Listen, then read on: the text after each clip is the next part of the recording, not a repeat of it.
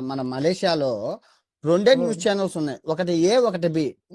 అక్కడ ఉమ్, ఏదైనా కుక్క చచ్చిపోయిందంటే, ఏదైనా బిల్డింగ్ పడిపోయిందంటే న్యూస్ ఛానల్ ఓపెన్ చేస్తే బిల్డింగ్ పడిపోయింది, దేనికి, ఎలక్ట్రీషియన్ పడిపోయింది, అయిపోయింది. అదే ఇండియాలో అలా కాదు, 5,000 న్యూస్ ఛానల్స్ ఉన్నాయి. అదే ఎంప్లాయ్మెంట్. అవును. వీడు కుక్క చచ్చిపోయిందని అంటే వాడు కుక్క లేచిపోయిందని అంటాడు.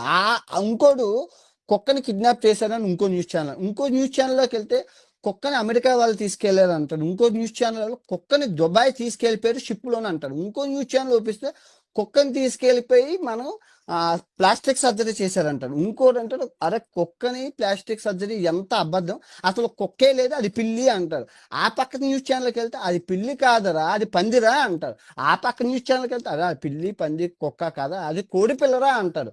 ఆ పక్క న్యూస్ ఛానల్కి వెళ్తే అసలు పిల్లి అది పంది. ఏలు. ఇక్కడ వీడు అయితే ఈ ఖాళీగా ఉన్న జనం కుక్క పంది అని తెలుసుకోవడం కోసం అలా అటు తిరిగి ఇటు తిరిగి ఇటు తిరిగి అటు తిరిగి అటు తిరిగి బుర్రపాడైపోయి ఇంకా అలసిపోయి డేటా అయిపోయి పడుకుని పోతాడు. ఆ రోజు అయిపోయింది వాడికి. మళ్ళీ తర్వాత రోజు ఉమ్.